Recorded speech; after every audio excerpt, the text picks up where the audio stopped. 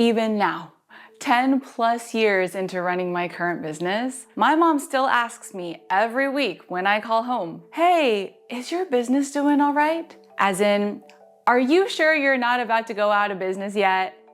Every single week. If you're experiencing this right now as well, where the people around you just don't see you as an entrepreneur, and that's kind of messing with your confidence, let me share a tip with you that's been really helpful for me. It might be hard to believe looking at me now, but I once heard someone who I thought respected me back when I was in a full-time job and working on building my first side business. "Hey, Luisa's nice, but she's so quiet. Is she even smart?" Seriously, no one would have said, "Oh yeah, Luisa's got what it takes to build a successful business." In fact, when I finally turned in my notice, which was after I'd made over $100,000 in my business at the time, I called up my mom and told her so excitedly, only to have her respond, "Oh wow, I never thought you'd actually be able to do it." So I know it sucks to get these discouraging comments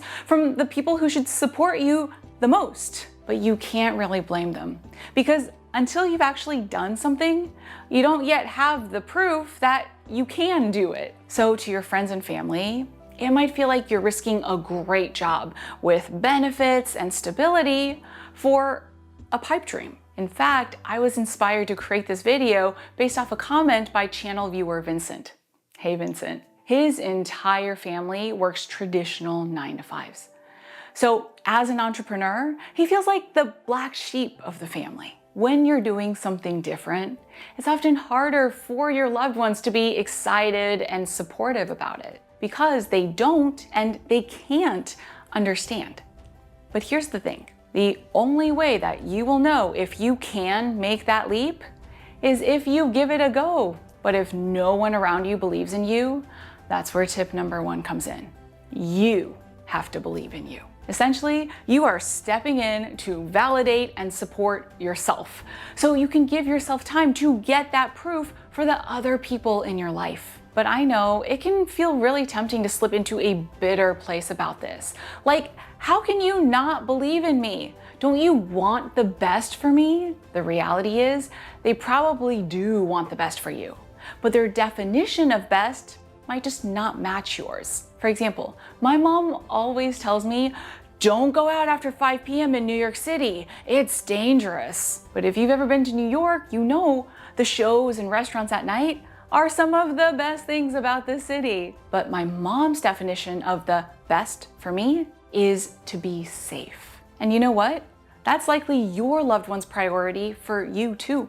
Bringing it back to building your business. My parents wanted me to go into engineering and get a steady job because they didn't want me to have to worry about being able to pay the bills. In their mind, anything outside of that is not safe, so they have trouble supporting it. What can help you come to terms with this is thinking about it from your loved one's point of view. Imagine if someone you love was like, "Hey, I can jump off this super high cliff, or I can just stay here in my comfortable, safe chair. What do you think I should do?" What would you say to your daughter, brother, mom, or best friend if they said that to you? You'd probably be like, "Stay in the chair, you dummy. I want you to be safe because I love you." This is at the heart of tip number 2. Understand the heart behind people's lack of support. It's likely not a reflection of you, and it might not feel like it, but the root of that disbelief is often love because they want you to be safe. So I'd love to hear from you in the comments about this. Once you look at your loved ones through this lens, does that make this issue feel less daunting? All you need to do is trust that you know what's best for you and act accordingly. Can you do that without needing other people's validation and approval, at least for now? For me, I knew that what I was doing was going to be better for all of us. I'd have way more ability and time to take care of and be with my family, so I went for it. I trusted that I knew better, at least in this case, and that helped me push through the sadness of other people's disbelief. But you don't have to rely on sheer willpower either. This next tip will make your transition a lot easier, and it's something that I learned from a billionaire. specifically Sarah Blakely, the inventor of Spanx. When she was coming up with the idea for Spanx, she didn't share it with anybody for 2 whole years. Even though she really wanted to, she knew that the beginning is the most vulnerable time for a new business. Think about it, if that's the phase you're in right now too.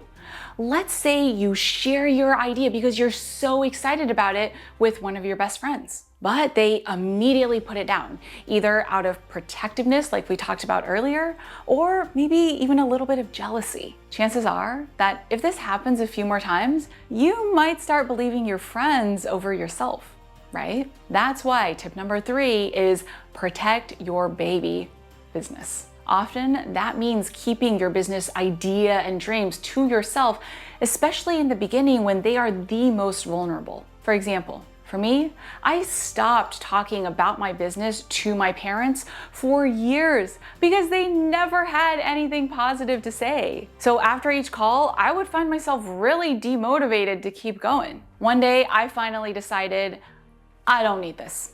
And you know what? Neither do you. But I know protect is a pretty broad term, and it can also look different to everyone. So here's an exercise that can help you get clear on what you need. Imagine that you can invite the future version of you to come back in time to protect you and your business dreams, kind of like an older sibling. How would they do that knowing the struggles that you're currently going through? Then do that.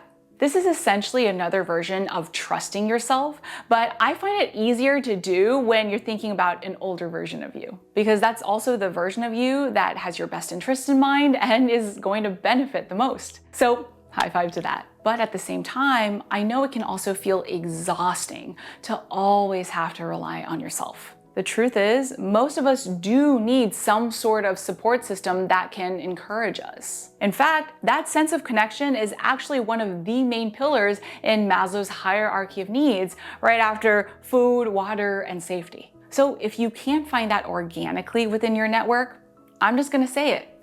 Maybe you pay for it. The organic support will come, but until it does, tip number 4 is to get someone in your corner by any means necessary. For me, that meant hiring coaches. Not only did I learn a lot from them, of course, but also having these coaches be like, Luisa, it's time to put your big girl pants on.